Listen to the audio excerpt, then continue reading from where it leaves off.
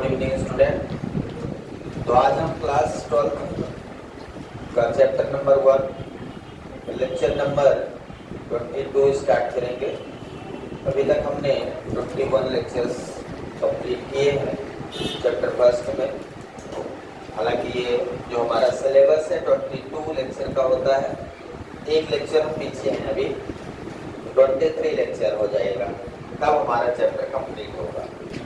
तो आज हम पढ़ेंगे गॉस थ्योरम का एप्लीकेशन, ठीक है। तो इसके पहले कल हमने गॉस थ्योरम डिस्कस किया था। गॉस थ्योरम उम्मीद है आप सभी को याद होगा स्टेटमेंट, ठीक है। तो आज सभी लोग हेडिंग लगाएंगे application of Gauss theorem, application of Gauss theorem, application of Gauss theorem का मतलब है गॉस थ्योरम की हेल्प से मुझे इलेक्ट्रिक फील्ड इंटेंसिटी फाइंड करनी है। गॉस थ्योरम की हेल्प से इलेक्ट्रिक फील्ड इंटेंसिटी फाइंड करनी है, जिसमें सबसे पहला एप्लीकेशन है electric field intensity, electric field intensity due to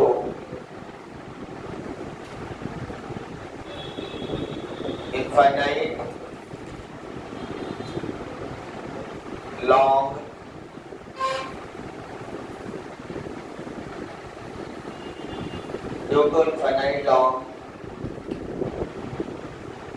charge distribution, charge distribution,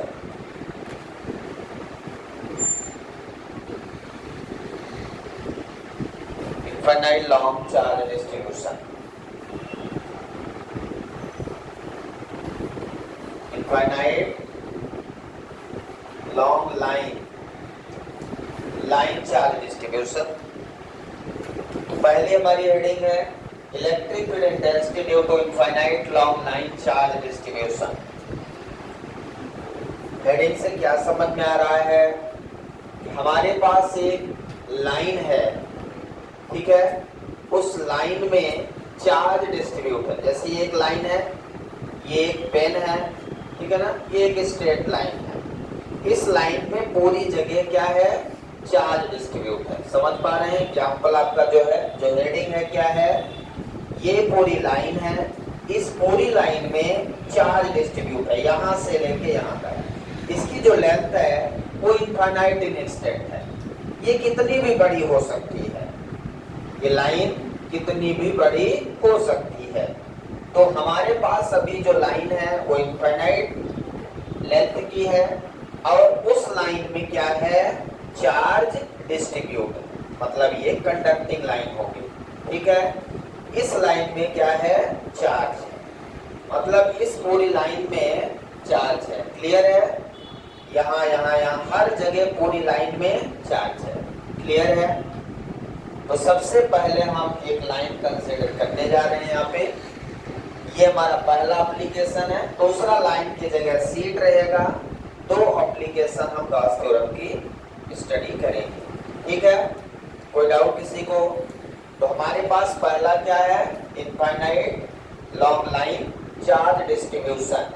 infinite long line charge distribution का मतलब है कि हमारे पास एक लाइन होगी इनफाइनाइट लेंथ की, जिसमें क्या है, चार्ज डिस्ट्रीब्यूट है, ठीक है ना। क्या है, चार्ज डिस्ट्रीब्यूट है, ठीक है। अब सबसे पहले हम कंसीडर करेंगे, consider a infinite long line, consider a infinite long line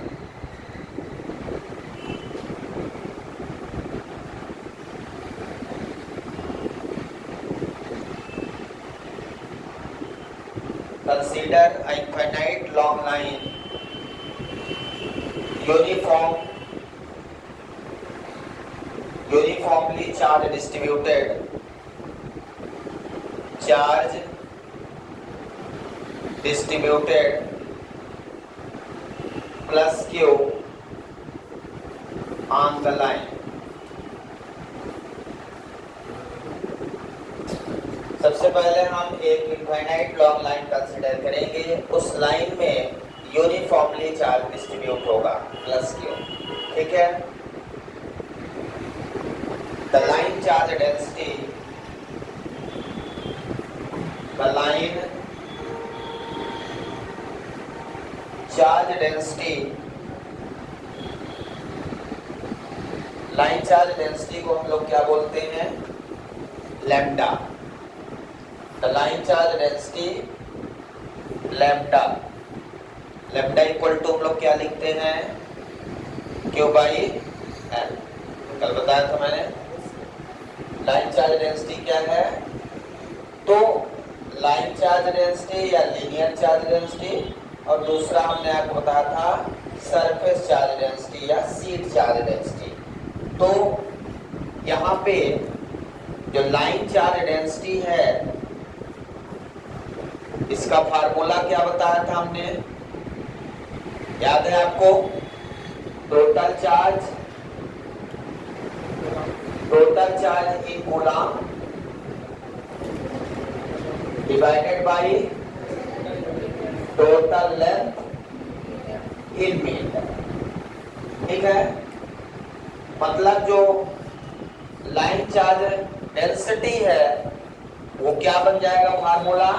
Q by L. तो यहां से Q इक्वल टू क्या मिलेगा? Lambda L. जो लाइन चार्ज डेंसिटी है इसकी यूनिट क्या बताया था? लाइन चार्ज डेंसिटी या लीनियर चार्ज डेंसिटी की यूनिट क्या है? Q बाई एल, मतलब कूलम पर मीटर। याद रखिएगा, यूनिट क्या मिलेगी? कूलम पर मीटर। चार्ज की यूनिट कूलम, लेंथ की यूनिट मीटर। यहां तक किसी कोई डाउट है? यहां तक लिखिए। तो अब देखिए, सबसे पहले हम एक इनफाइनाइट लाइन लेंगे। ये एक लाइन है इनफाइनाइट इन एक्सटेंट की, ये ऐसे हमने बना दिया। ये एक लाइन है, ठीक है, ये लाइन है। अब क्या करना है इसमें? लॉन्ग लाइन चार्ज डिस्ट्रीब्यूशन, उस लाइन में क्या करना है? चार्ज डिस्ट्रीब्यूट कर देना। तो इस लाइन में कोई भी चार्ज या तो पॉजिटिव या तो नेगेटिव यूनिफॉर्मली चार्ज डिस्ट्रीब्यूट कर देना। ये मैंने कर दिया।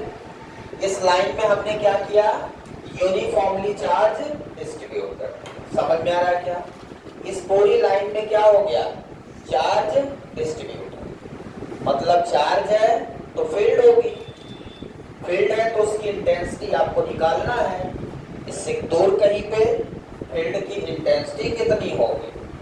इलेक्ट्रिक फील्ड इंटेंसिटी हमें क्या करना है? निकालना। Electric field intensity due to infinite long line charge distribution.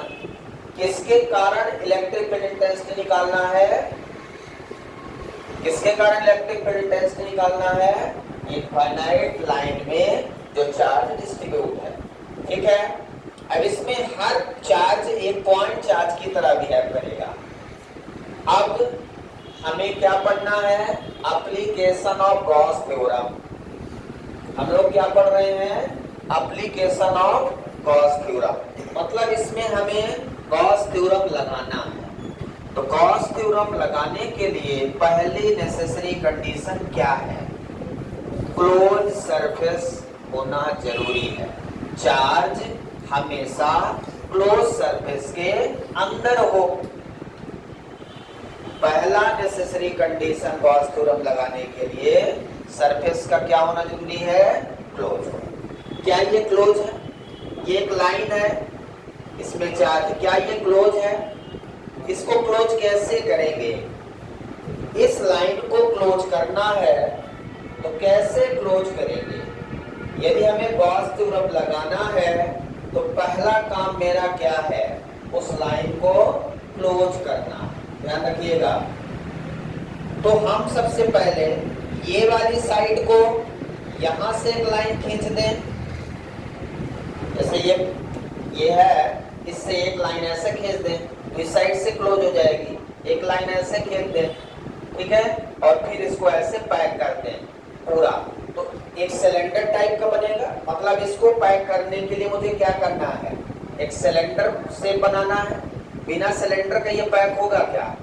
एक सिलेंडर का शेप बनेगा क्या? लाइन हमेशा एक सिलेंडर शेप से ही पैक होगी, याद रखना है, ठीक है। इधर से बनाया, इधर बना दें ये दोनों फेस। अब पूरा कर्व सरफेस और ऊपर का सरफेस, तो यहाँ पे एक सिलेंडर बनेगा ऐसी, इसकी लेंथ में स्मॉल एल ले लेता, इसकी लेंथ कितनी है, स्मॉल है, गाउसियन सरफेस। अब ये क्या है, गाउसियन सरफेस है। ये क्या है, ये जो क्लोज सरफेस इसे क्या बोलते हैं, गाउसियन सरफेस। समझ में आया क्या? तो ये जो सरफेस बन गया है सिलेंडर का फॉर्म, ये पूरा सिलेंडर फॉर्म क्या है, गाउसियन सरफेस है। और इस लाइन को आपने जो उसके चार्ज थे वो पूरे के पूरे अब इनसाइड चार्ज हो गए। अब हम इसमें गॉस थ्योरम लगा सकते हैं। क्लियर है? तो डायग्राम पहले बना लें सभी लोग। इसके बाद देखिए ये आपका लाइन हो गया, इनफाइनाइट लाइन, उसको हमने गाउसियन सरफेस से क्लोज कर दिया। अब हमें क्या लगाना है, गॉस थ्योरम, ठीक है। तो बाय यूजिंग गॉस थ्योरम चलेंगे, बाय यूजिंग गॉस थ्योरम। क्योंकि हमें गॉस थ्योरम का एप्लीकेशन पढ़ना है तो हमें गॉस थ्योरम लगाना होगा। गॉस थ्योरम क्या कहता है, net electric flux phi equal to close surface integration vector E dot ds vector is equal to q by epsilon nought. So this is the statement of Gauss theorem. Net electric flux equal to close surface integration vector E dot ds vector equal to q by epsilon nought, ठीक है, q by epsilon naught. अब हमें ये close surface integration, ये क्या है, close surface integration मतलब Gaussian surface. ये गाउसियन सरफेस है, इसका एरिया हमें लिखना पड़ेगा। हमें किसकी एरिया यहाँ पे लिखनी है, क्लोज सरफेस इंटीग्रेशन मतलब गाउसियन सरफेस का एरिया लिखना है। क्लियर है सभी को? आप ध्यान दीजिए, ये लाइन है, इस लाइन पे चार्ज है, तो चार्ज से फील्ड बाहर निकलेगी, प्लस क्यू है। इसमें कितने सरफेस दिख रहे हैं आपको, एक ये सरफेस है, एक ये वाला भी दिख रहा होगा, ये ऊपर एक नीचे। कितने सरफेस एरिया है इसमें, सिलेंडर में 3 सरफेस एरिया होते हैं। इसको कर्व सरफेस बोलते हैं, ये सर्कुलर सरफेस होते हैं। 2 सर्कुलर सरफेस होंगे, 1 2 और ये 3। कितने सरफेस हैं, 3 सरफेस। सिलेंडर में कितने सरफेस होंगे, 3 सरफेस, ठीक है। और surface area, area vector quantity, इसकी डायरेक्शन आप बताइए। इसमें इस लाइन में यदि हम एरिया की डायरेक्शन पूछें तो ये बाहर की ओर, हम हमेशा सरफेस से नॉर्मल परपेंडिकुलर, मैंने कल बताया था, area vector always perpendicular to the surface, conducting surface. तो इसका जो एरिया वेक्टर होगा इधर निकलेगा, इसका जो एरिया वेक्टर है ऊपर निकलेगा, इसका ऊपर, इसका परपेंडिकुलर ऊपर जाएगा। मतलब यहाँ पे मैं बना रहा हूँ, इसकी जो फील्ड लाइंस हैं, इलेक्ट्रिक फील्ड लाइंस ये है, जिस सरफेस एरिया से पास हो रहा है वहां का सरफेस ds1 वेक्टर लिख देता हूं। पहला सरफेस, फर्स्ट सरफेस आपके सामने, फिर दूसरा सरफेस यहाँ पे, मतलब इसकी रेडियस स्मॉल r ले लें सिलेंडर की। यहाँ पे एक सरफेस है जिसका सरफेस ds2 वेक्टर ऊपर की ओर, और इससे जो फील्ड निकलेगी वो इसी डायरेक्शन में फील्ड होगी, फील्ड वेक्टर और एरिया वेक्टर। यहाँ पे यहाँ पे जो सरफेस है वो ये होगा ds3 वेक्टर और इसका फील्ड वेक्टर। फील्ड सबकी सेम होगी क्योंकि चार्ज सेम है, ठीक है। तो एक इस सरफेस से फील्ड निकलेगी, एक इस सरफेस से और एक इस सरफेस से। 3 सरफेस में 3 फील्ड होगी और तीनों की सरफेस एरिया होगी। कितनी फील्ड होगी यहाँ पे? 3 फील्ड। तीनों की इंटेंसिटी सेम होगी, तीनों की इंटेंसिटी क्या होगी? सेम होगी और 3 सरफेस होंगे, 1 2 3। क्लियर है सभी को? समझ में आ रहा है एग्जाम्पल? ठीक है, डायग्राम को कंप्लीट करें।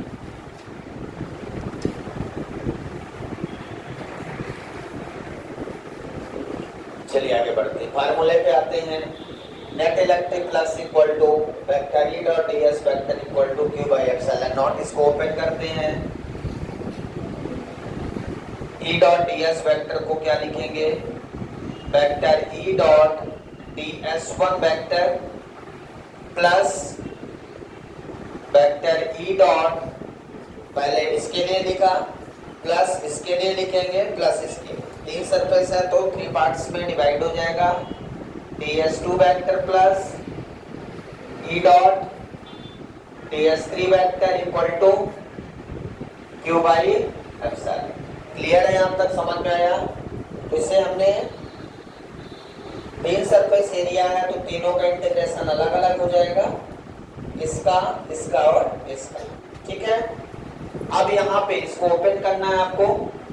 Vector A dot B equal to A B cos theta, तो यहाँ से ओपन करेंगे तो क्या बनेगा है ये E D S one cos theta plus ये क्या बनेगा E D S two cos theta plus E D S three cos theta equal to Q by epsilon.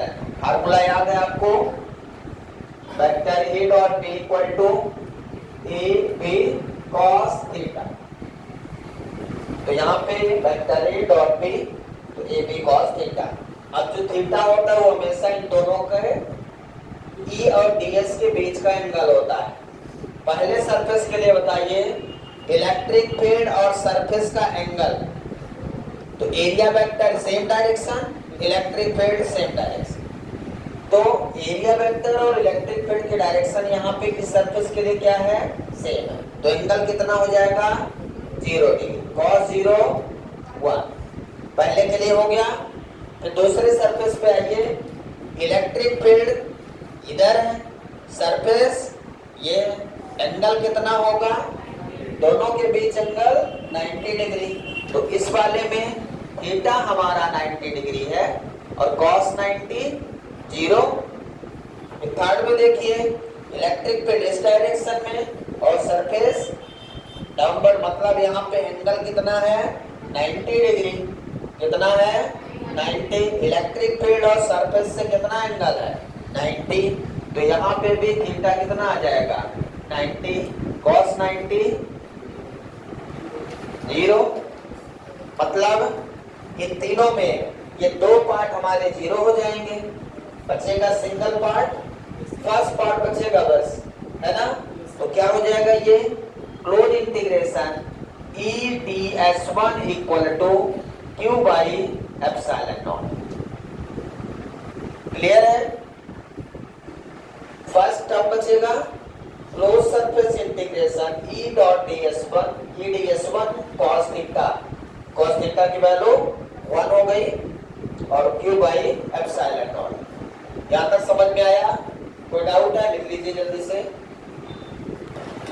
तो अब इसके बाद देखेंगे यहाँ से हमारे पास क्या आ चुका है E D S one equal to Q by epsilon. अब आपको क्या निकालना है? निकालना क्या है? Electric field intensity. स्नेहा क्या निकालना है? Electric field intensity. इस फार्मूले में कहीं दिख रहा है इलेक्ट्रिक फील्ड इंटेंसिटी? इस फार्मूले में इलेक्ट्रिक फील्ड इंटेंसिटी कहीं दिख रहा? कहाँ है? नहीं पता। ये ई ही है इलेक्ट्रिक फील्ड इंटेंसिटी। ई क्या है? इलेक्ट्रिक फील्ड इंटेंसिटी, या नॉर्मली इसी को इलेक्ट्रिक फील्ड बोलते हैं। तो आप आपके सामने ई है, इसी को निकालना है, तो इंटीग्रेशन से बाहर लिख ले इसको ई, और इंटीग्रेशन के अंदर क्या बचा, ds1 equal to Q by epsilon naught. अब ds1 क्या है, सरफेस एरिया। कौन सी सरफेस एरिया है, सिलेंडर की ये वाली, ये कर्व सरफेस, इसको बोलते हैं curve surface. There are 3 surface area in cylinder, ये कर्व सरफेस, ये सर्कुलर सरफेस, ये सर्कुलर सरफेस का area pi are square plus pi are square 2 pi are square और इसका 2 पाई आर एच, तो तीनों जोड़ देते हैं तो 2 pi R into R plus H आता है फाइनल फार्मूला। लेकिन ये pi are square plus pi are square तो 0 है, ये तो लेना नहीं है, अपन को कौन सी एरिया लेना है, कर्व सरफेस एरिया केवल लेना है। तो यहाँ पे E into curve surface area कितना लिखेंगे, 2 पाई आर, एच की जगह L है, एच हाइट ऑफ सिलेंडर, यहाँ लेंथ ऑफ सिलेंडर, तो वही है 2 pi are L equal to Q by epsilon naught. ये हमारा ds1 क्या है, कर्व सरफेस एरिया, ठीक है, 2 पाई आर एल, ये है curve surface area of cylinder, ठीक है, फार्मूला लिख दिया। कोई डाउट इसमें, सिलेंडर में 3 सरफेस हैं, जिनमें से 2 0 हो गए, एक बचा है जिसे कर्व सरफेस कहते हैं, और curve surface area pi 2 pi R L होता है, ठीक है, याद रखेंगे इसको। अब मुझे E निकालना है, तो E इक्वल टू इस 2 पाई आर एल को इधर डिवाइड कर दें, तो कितना बचेगा, Q upon 2 pi are L epsilon naught. अब Q की वैल्यू इक्वेशन फर्स्ट से कितनी है, इक्वेशन फर्स्ट में Q की वैल्यू कितनी हो रही है, Q equal to lambda L, तो Q की जगह लैम्डा रखते हैं, Q की जगह क्या लिखते हैं, lambda into L divided by 2 pi are L epsilon naught. हमने Q equal to lambda L put कर दिया, L से L कैंसिल हो जाएगा क्या बचेगा, E equal to lambda divided by 2 pi epsilon naught r, 2 pi epsilon naught r. So this is the electric field intensity due to infinite long line charge distribution.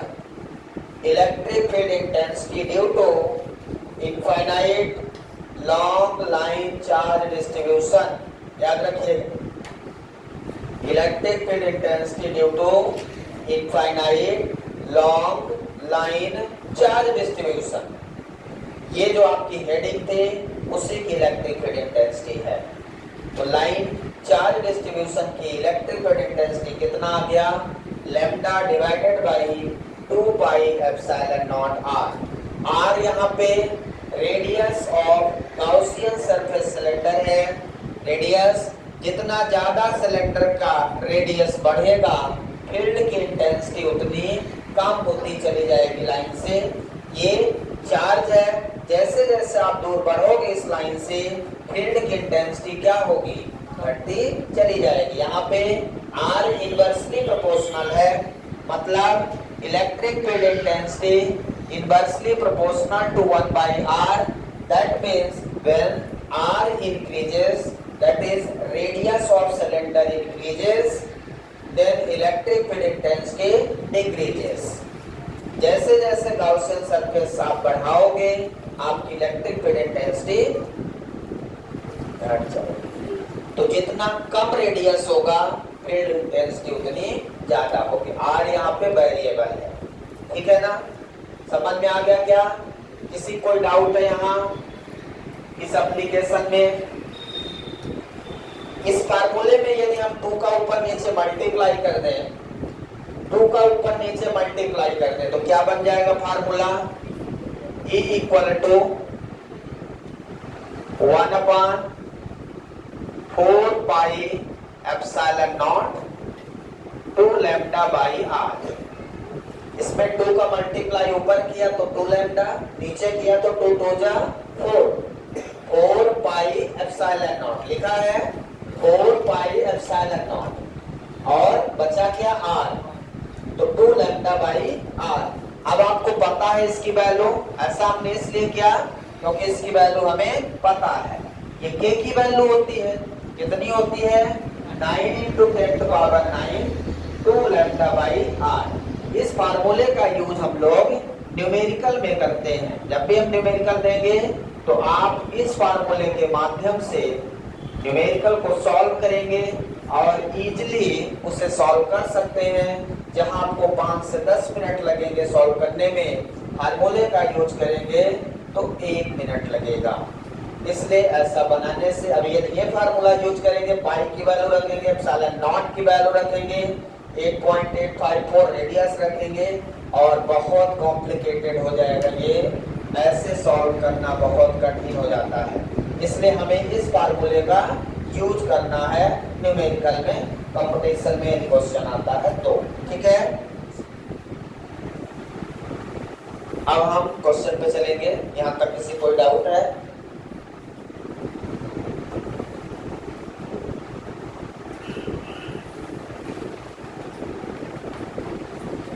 सबने लिख लिया?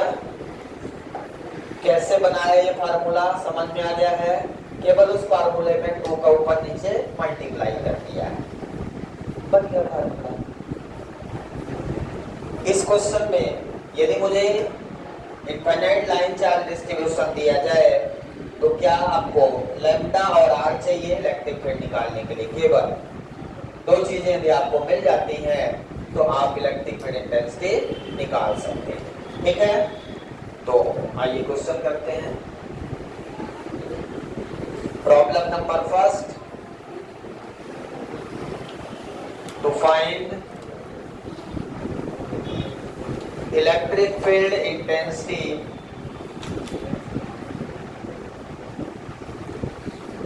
Due to infinite long line charge distribution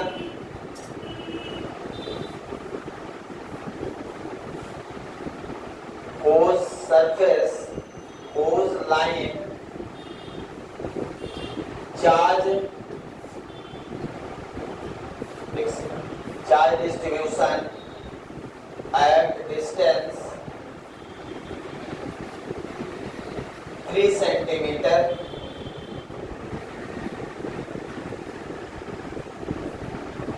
whose line charge density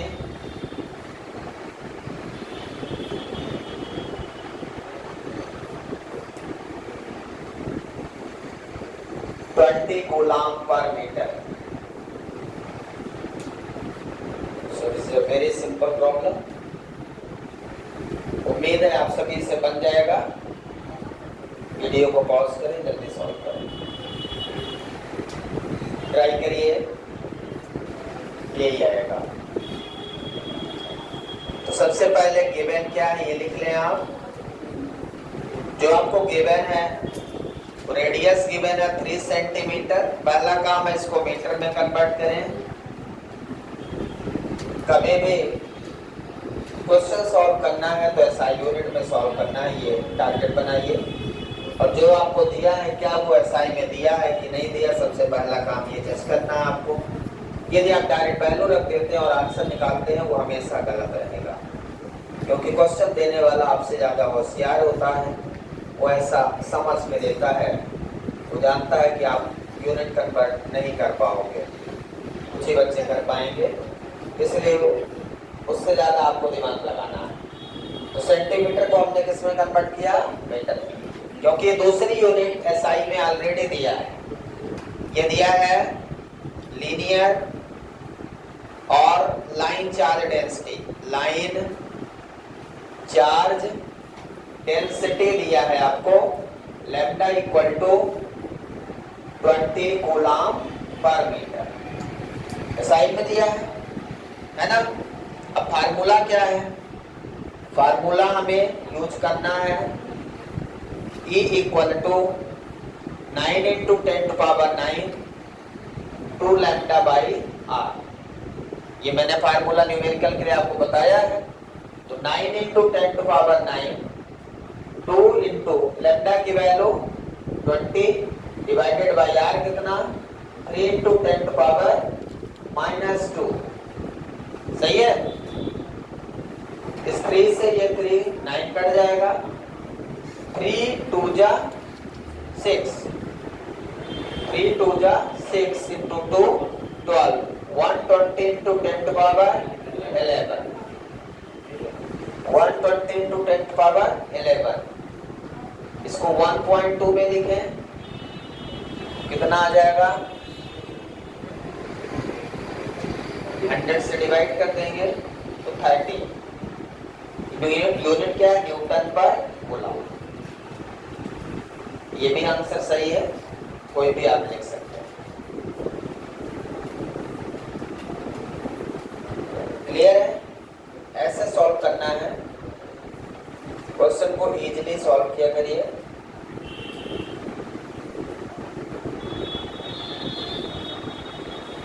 बनेगा। Next question देखिए, question number 2 है।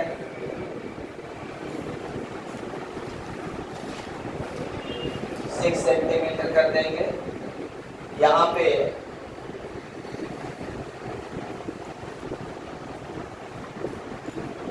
Coulomb per centimetre. Line charge density आपको 12 coulomb per centimetre दे दिया है।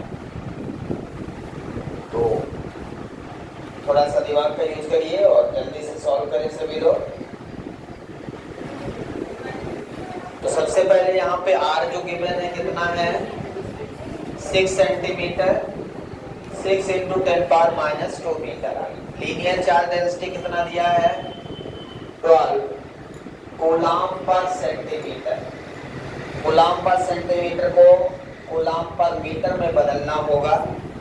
तो इसको जब बदलेंगे आप तो लैम्डा इक्वल टू 12, कूलम तो एज इट इज रहेगा, 1 सेंटीमीटर को मीटर में तो 10 power -2 metre, 10 power -2 metre, 1 centimetre बराबर।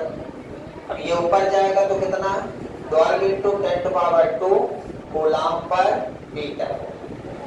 So this is the SI unit, 12 into 10 to power 2 coulomb पर मीटर हो गया क्या, लीनियर चार्ज डेंसिटी।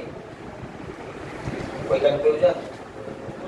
सेंटीमीटर को मीटर में बदलने के लिए 100 से भाग देना पड़ता है। 100 से भाग का मतलब 10 घात -2 का गुणा करो। सही है। तो ये सेंटीमीटर को मीटर बदला तो क्या लिखते हैं, 10 पावर -2। ऐसे इसमें भी, इसमें देखिए सेंटीमीटर 10 पावर -2 को गुणा कर, याद कर लीजिए सेंटीमीटर को मीटर बदलने के लिए 10 पावर -2 का गुणा या 100 से भाग, जैसा आपको याद रहे। फार्मूला लगा दें, 9 into 10 power 9 2 lambda divided by r. कितना हो जाएगा, 9 into 10 power 9 2 into 12 into 10 power 2 divided by 6 into 10 power -। सही है। कट कर लीजिए, 3 से 3 2 नीचे 3 दिखाई ना, 2 से 2 कट गया, कितना बचा, 36 इंटू 10 पावर ये 4 प्लस 9 13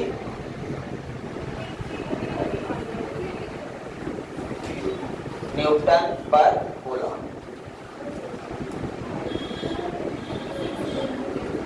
चेक कर लीजिए, आया, बिल्कुल सही आंसर है आपका। ये जी फार्मूला फार्मूला है, उस फार्मूले को यूज कैसे करना है, क्वेश्चन को सॉल्व कैसे करना है, ये थोड़ा सा दिमाग को यूज करना है। क्वेश्चन बहुत इजी रहता है, बस थोड़ा सा सोचना रहता है। बनेगा? नेक्स्ट क्वेश्चन क्या है?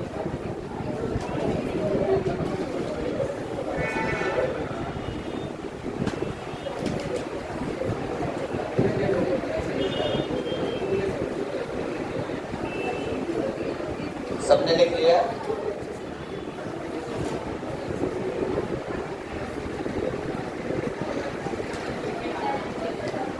सिंपल क्वेश्चन है। The charge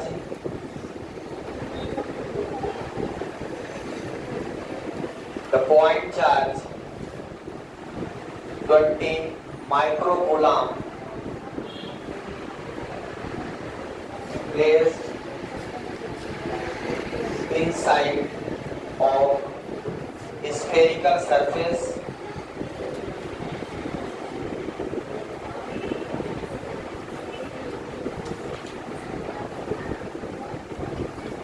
to find net electric flux passing through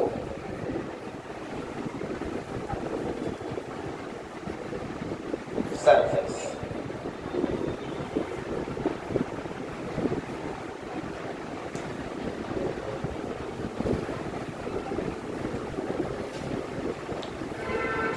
simple question है, ट्राई करिए जल्दी सभी लोग और आंसर बताएं।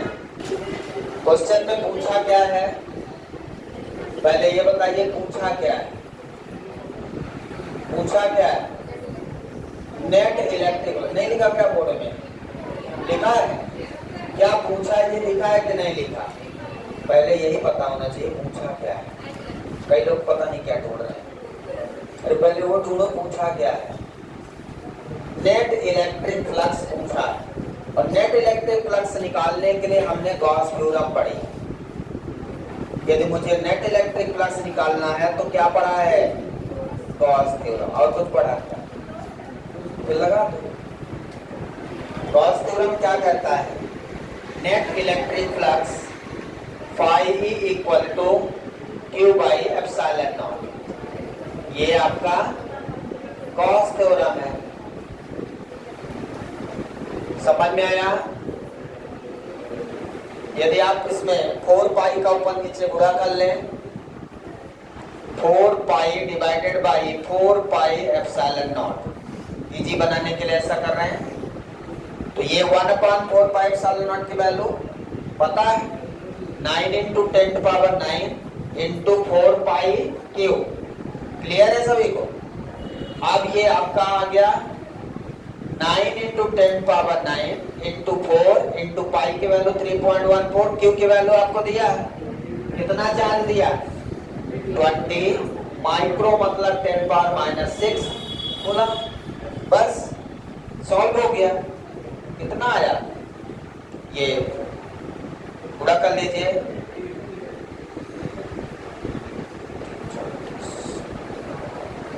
सात 720 × 3.14 10 घात। तो ये नेट कितना आया इसका गुणा? मल्टीप्लाई जल्दी बोलिए, मल्टीप्लाई करके बताओ ना भाई। 226,080 इंटू 10⁻3। हाँ पॉइंट कहाँ पे? ठीक है, ये आ गया यूनिट न्यूटन मीटर स्क्वायर पर कूलम। इलेक्ट्रिक फ्लक्स की यूनिट क्या है? न्यूटन मीटर स्क्वायर पर कूलम। बनेगा?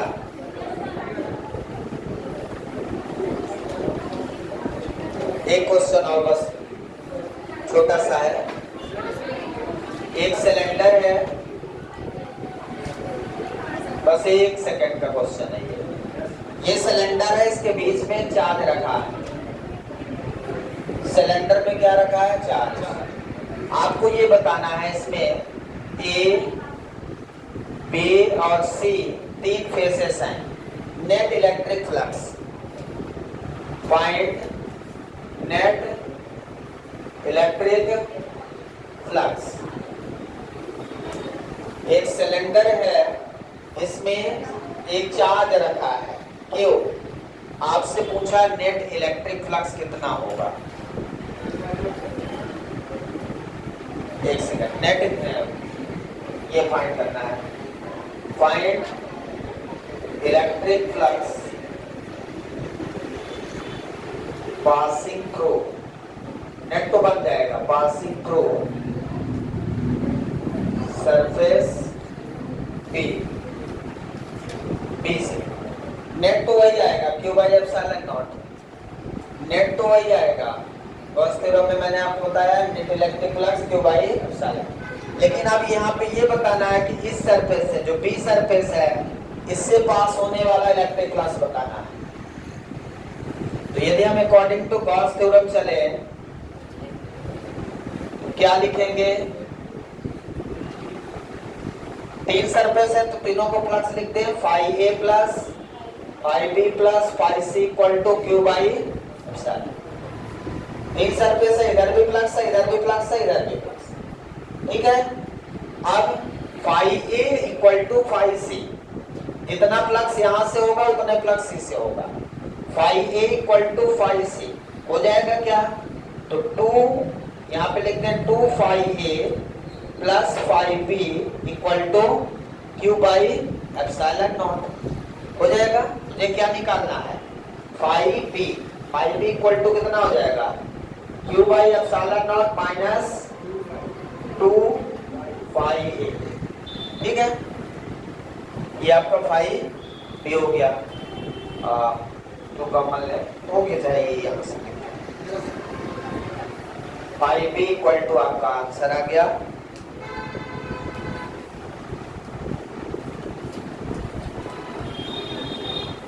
कर लीजिए, thank you, have a nice